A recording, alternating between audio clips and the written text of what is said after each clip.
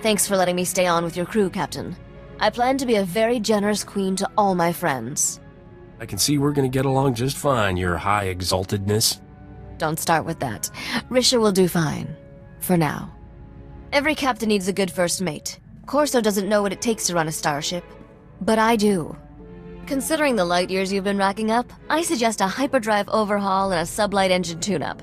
Which do you want first? We're always in a hurry. See if you can squeeze some extra thrust from the engines. Consider it done. I'll be indispensable before you know it. Bet you were surprised to see I can hold my own in a fight. I'm pretty good with a blaster. My father taught me to shoot when I was 4 years old. Sounds like Nok didn't give you much of a childhood.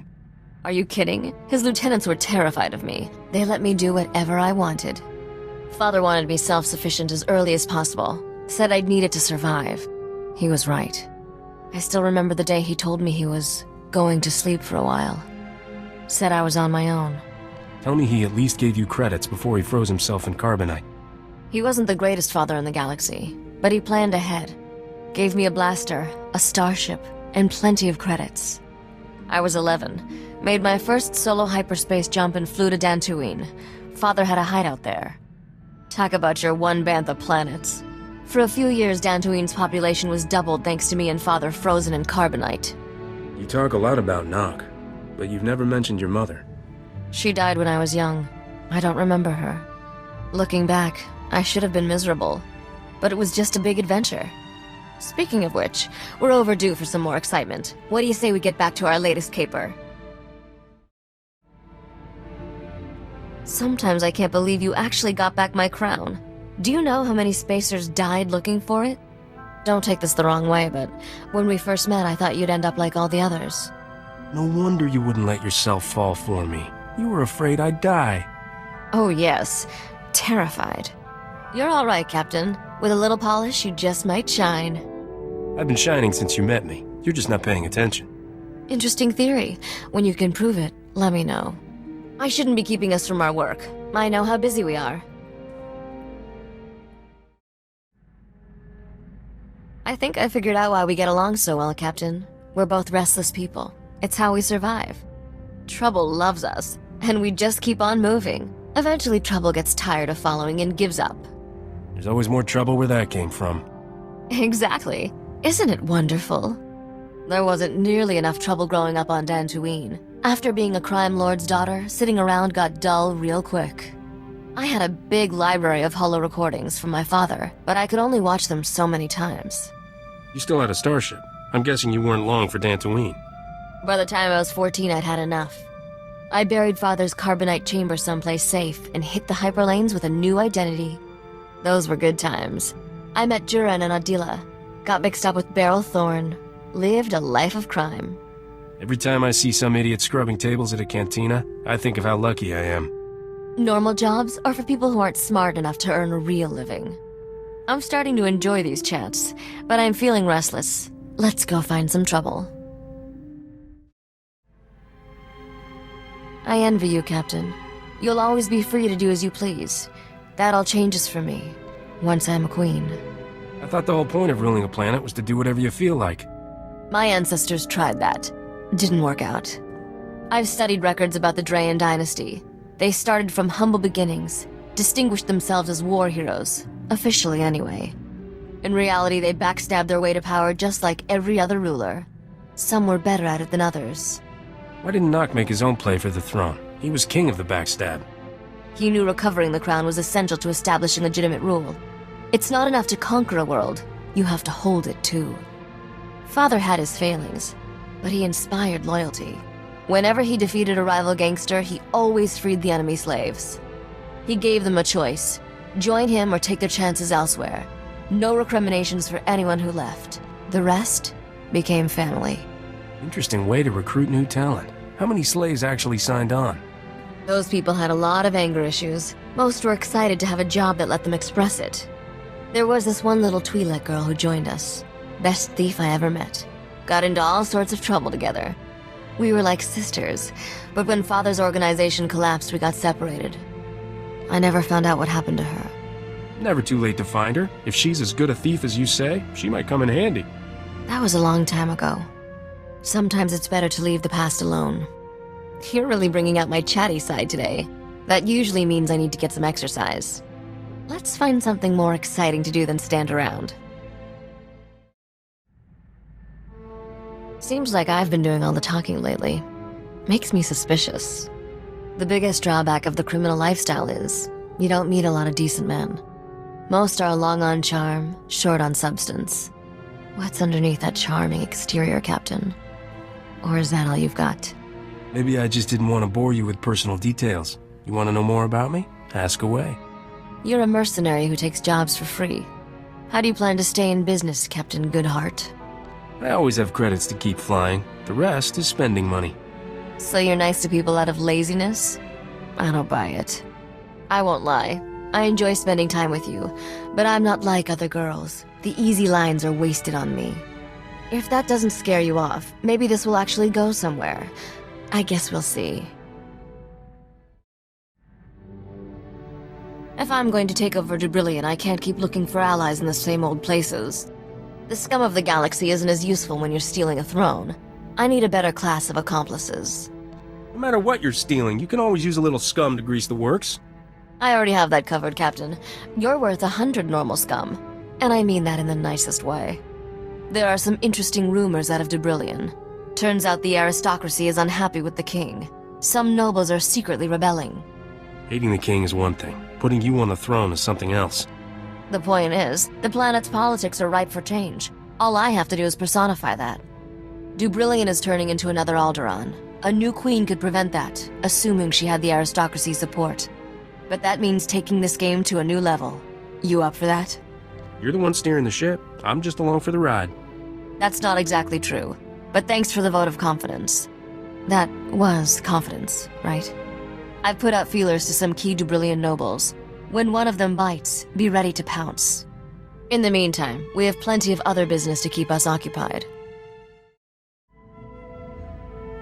I notice we're spending a lot of time together.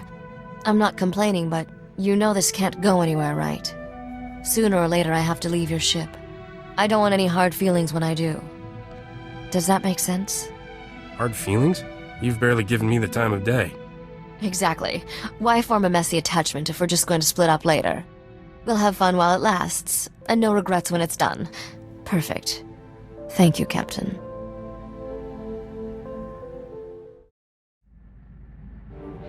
Never thought I'd say this, but you're my favorite partner in crime. You make beating the odds look easy, Captain. What can I say? I'm inspired by a beautiful woman. Just so we're clear, I had a snappy comeback for that line, but I'm not using it out of respect. I've definitely learned a few dirty tricks from watching you work. Think I might have found a few of my own. We'll find out at our next death-defying showdown. I can't wait.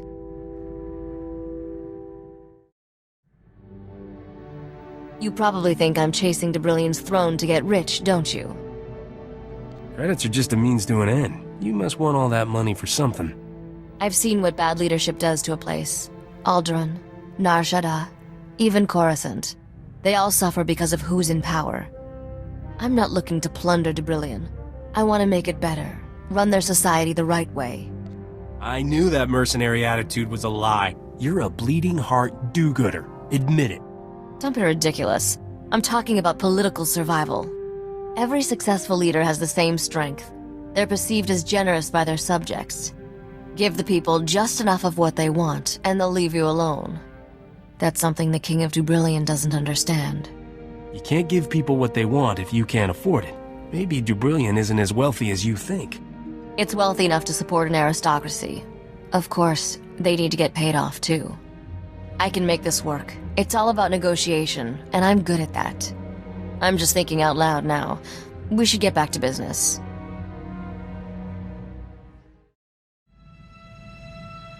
Been thinking about our decision to keep things casual. Thought I'd make sure you're still all right with it. Why would you bring that up?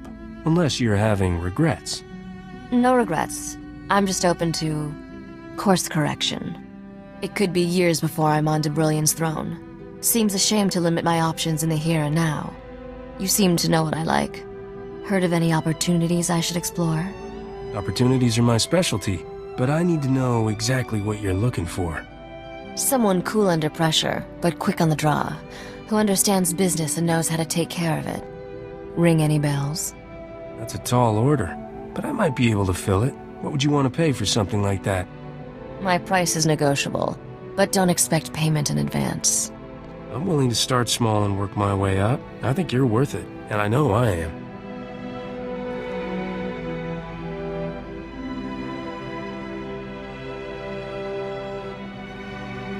Good answer. I look forward to continuing this discussion later. Our conversation's just starting. I've got plenty more to say. We won't run out of things to talk about. Good to know. We can't just stand here staring at each other. We have some exciting caper to pull off, don't we? Guess who found a potential accomplice in the Dubrillian aristocracy? Feast your eyes on this hollow-embossed, genuine flimsoplast invitation. See that fancy Arabesh lettering? Hand-drawn, in ink. Classy.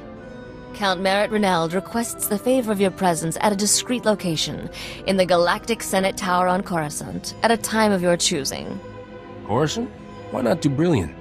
Coruscant is neutral ground. Meeting at the Senate Tower?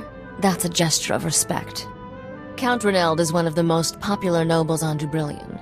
He's also secretly organizing a rebellion against the king. His invitation is addressed to Risha Drayen, royal heir to the Drayen dynasty. He's taking me very seriously. I didn't think you were broadcasting your true identity.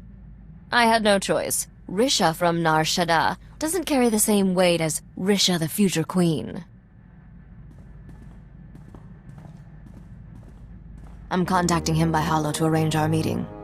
Wanted you here to help me get a read on him. Opening a channel.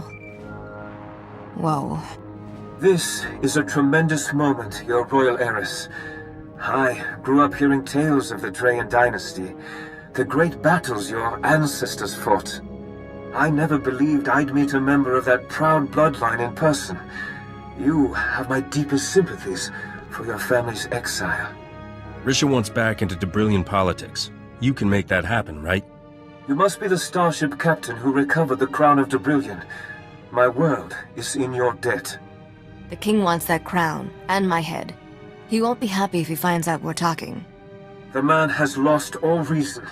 He must be removed from power, but in a way that spares our world a bloody civil war. I believe the common people and aristocracy alike would embrace the Drayen dynasty heir, especially if she wears the crown of Dubrillion.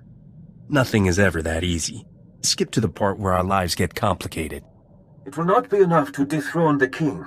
He must be replaced by someone that people view as one of their own.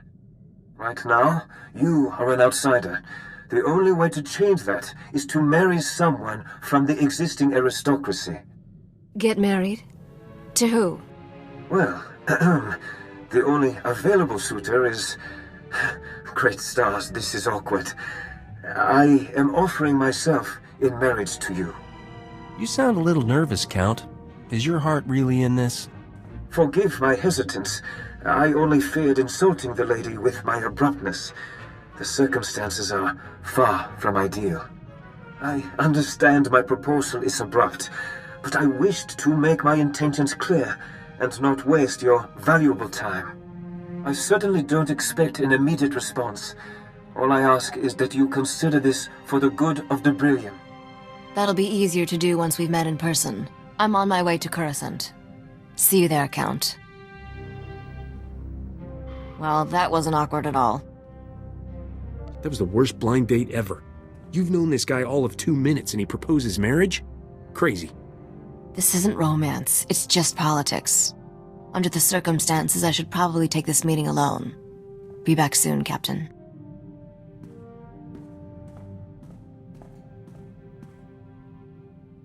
Never talked to a complete stranger for that long before. Count Reneld gives to charities, builds orphanages, creates wildlife preserves, and those are just his hobbies. You ever consider we've been wasting our lives? I do everything for one reason. To get rich. It's straightforward, easy to remember, and works amazingly well most of the time. Ah, the simple life. Anyway, I left the negotiations open. I told the Count I needed time to think about his proposal. That'll give me a chance to run a deep background check. If this guy is as good as he seems, he just might help me overthrow the king without getting married. Count Renald is a man of his word. He sends me daily updates about his rebellion's progress. Incredibly sweet, beautifully written updates. I knew taking de Brillion's throne would be a challenge, but this is getting complicated. I'm not falling for him, but I might have to take this marriage proposal seriously. It's smart politics. Rationalize all you want. You'd still be choosing to spend your life with him. This isn't just a business decision. I could be saving innocent lives. When I am queen, my days of racing the hyperlanes are over. Can you honestly see yourself settling down on de Brillion? I'll stop bothering you. I needed to talk, and you're the only person who understands me. Does your new boyfriend understand you like I do? Because if he doesn't, you should think about that. He's not my boyfriend. I'm sure there's trouble somewhere with our name on it. What do you say we go take all its credits? I can't hold off Count Renald forever. I have to answer his marriage proposal someday. But I want to make an informed decision. I was hoping you could help me out with that. In private. I have a lot to say on the subject. I recommend we lock your door, so our conversation isn't disturbed. You think of everything.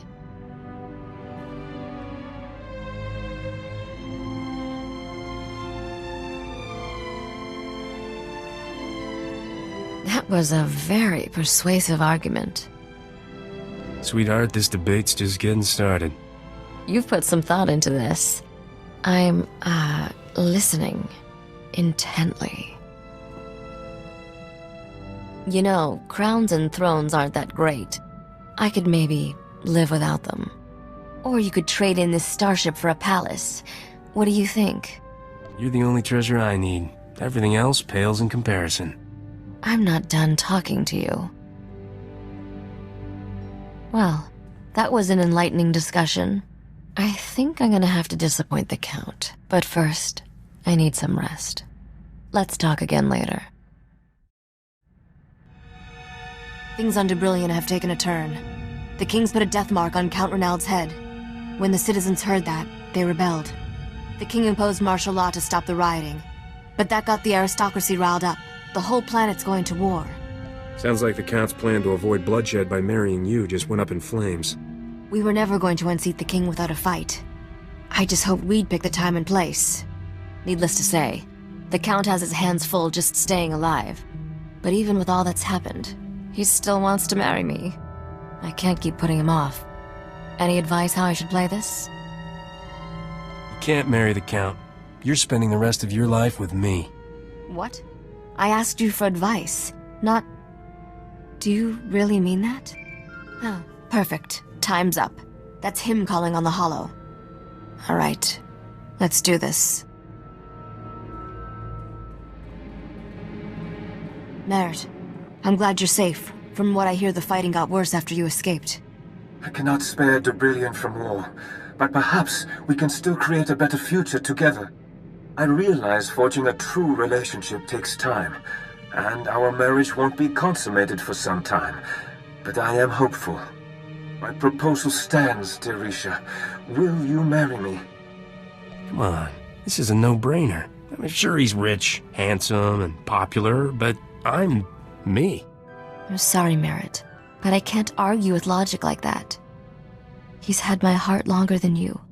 I hope we can still be friends. I'll need you to rebuild our world when the war ends. Of course. I look forward to the day you grant me amnesty, so I may return to de Brillion. Farewell, Risha. May the stars watch over you. That ended better than I expected, except for that whole part with my world being at war. You said no to the Count's proposal, but I seem to recall you had a second offer on the table.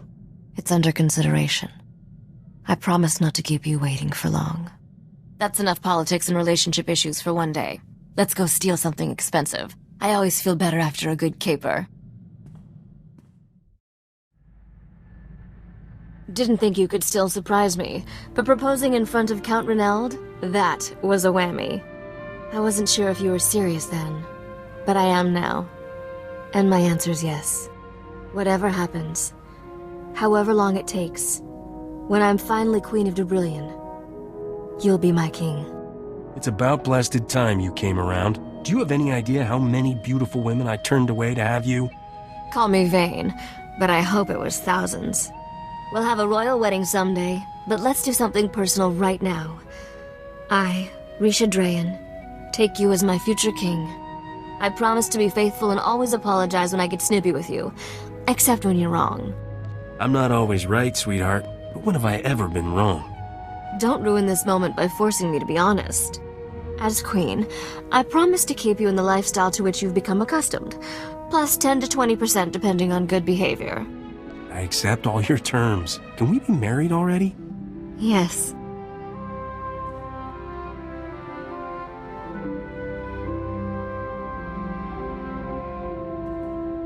What do you say we make this even more official? So, how does it feel to be married? I think you've been holding back on me until now. You might be right. It occurs to me that with the Void Wolf dead, we've run out of trouble. Let's go make more. I've been thinking about the future a lot lately, and I had a funny realization. Every scenario I see, you're in it. I guess that's only right, all things considered. But still, never thought I'd get this close to anyone. That kind of talk makes me want to turn out the lights and put up a Do Not Disturb sign. It's funny you should mention that. I've been considering a related topic.